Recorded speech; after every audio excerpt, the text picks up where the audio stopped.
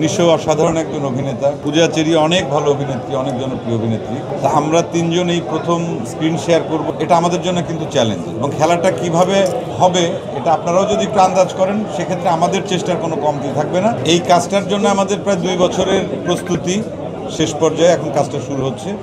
অনেক ভালো লাগা, অনেক অপেক্ষা, যেরকম দর্শকরা অপেক্ষা করছেন, আপনারাও অপেক্ষা করছেন। তা সেই জায়গা থেকে প্রথমে আপনাদের কাছে দোয়া চাই আমরা সবাই, আমাদের টিমের পক্ষ থেকে, যে আমরা যেন দম নিয়ে দমটা শেষ করতে পারি, এটা একটা। আর দ্বিতীয়ত হচ্ছে যে আমরা সবসময় নতুন নতুন কাজ, নতুন গল্প, নতুন চরিত্রে অভিনয় করার জন্য শিল্পীরা মুখিয়ে থাকে।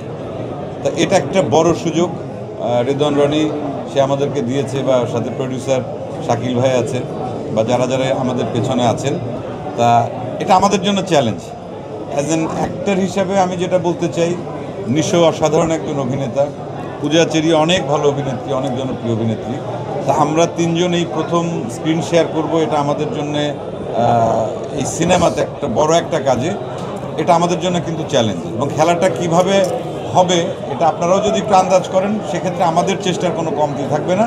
কথা দিতে পারি যে আমরা চেষ্টা করব আমাদের যে গল্প, যে চরিত্রটি আছে, আমাদের 100% বা 200% এফোর্ট দিয়ে আমরা সেই অভিনয়টা করতে, যাতে দর্শকের কাছে এটা ভালো লাগে এবং আমরা যে চ্যালেঞ্জটা করছি দর্শক যেন দেখে খুশি হন, এটাই আর কি বলার।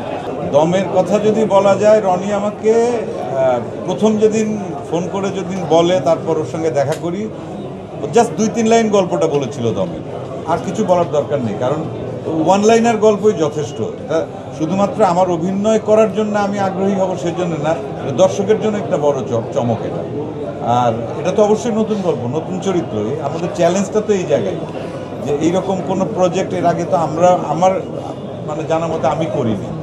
আর ওই যে আপনি যেটা বললেন যে একটু ভালো প্রজেক্ট পছন্দ করা, ঠিকঠাক প্রজেক্ট পছন্দ করা, এটা অবশ্যই ঠিক প্রজেক্ট, সেই জন্যই আমি এই কাজটা করতে, এবং 2 বছর ধরে আমি অপেক্ষা করছি। এবং নানানভাবে আমাদের শিডিউল জটিলতা হয়েছে, মেলানো, কিন্তু ছবি তো ছাড়িনি যে না এটা কাজটা করতে হবে, অসাধারণ কাজ। এটাই 3টা ছবির কাজ তো আর একসঙ্গে হবে না, আবার রিলিজও একসঙ্গে হবে না, কিন্তু এটা তো আমাদের পেশা। বছরে তো 2-3টা ছবি আমাদের করতেই হয়, না হলে তো আমাদের রুটি রুজির ব্যাপার আছে এখানে। তা সব কিছু মিলিয়ে ওটা অ্যাডজাস্ট করে নিতে হয়। সেই আবার একটা ছবির জন্য যে প্রস্তুতি, সেই প্রস্তুতির সময়ও লাগে। যেমন আমি কলকাতার ছবিটা করে আসলাম, আবার এখন এই ছবির জন্য আবার প্রস্তুতি চলছে। আমি যখন যাব তার আগে, আর মানসিক প্রস্তুতি তো 1-2 বছর ধরে আছেই, ফিজিক্যাল মানে যেটা আমার প্রস্তুতি, প্রিপারেশন, সেটাও আছে। আরও 20-25 দিন আমরা সেই প্রস্তুতি চূড়ান্ত পর্যায়ে করব, নেব, তারপর যাব। প্রস্তুতি ছাড়া কোনো কাজ হবে না। আচ্ছা আমি বলি যে ঠিক আছে, আমি বলছি, ওখানে আমি গিয়েছিলাম, আমার নিজের একটা শুটিং ছিল, সেখান থেকে ওদের ওই ছবিটা দেখতে গিয়েছিলাম, এর বাইরে আর কিছু। ও আচ্ছা থাক, ওটা পার্সোনাল করছেন, এখানে তো দম নিয়ে কথা বলি, দম নিয়ে ওরা না। তবে একটা কথা বলি যে আমি এই লাস্ট কাজটা করে আসলাম, পরশুদিন এলাম। তো বাংলাদেশের কাজ কলকাতাতে যে পরিমাণ জনপ্রিয়, বাংলাদেশের শিল্পীরা যে পরিমাণ জনপ্রিয়, বাংলাদেশের নির্মাতারা যে পরিমাণ জনপ্রিয়, এবং তারা আমাদের সঙ্গে কাজ করার জন্য ওখানকার ডিরেক্টর, প্রডিউসার, আর্টিস্টরা কিন্তু খুবই আগ্রহী, এইটুকু আমি শুধু বলতে পারি। এবং আমাদের প্রতি তাদের অন্যরকম ভালোবাসা, সেই সাথে ওখানকার সাধারণ জনগণ। আমার সঙ্গে যাদের দেখা হয়েছে, আমার মনে হয় না যে বাংলাদেশের এমন কোনো অভিনেতা অভিনেত্রীর কথা নাই, বা ডিরেক্টরের কথা নেই যারা জিজ্ঞাসা করেন বিভিন্নভাবে।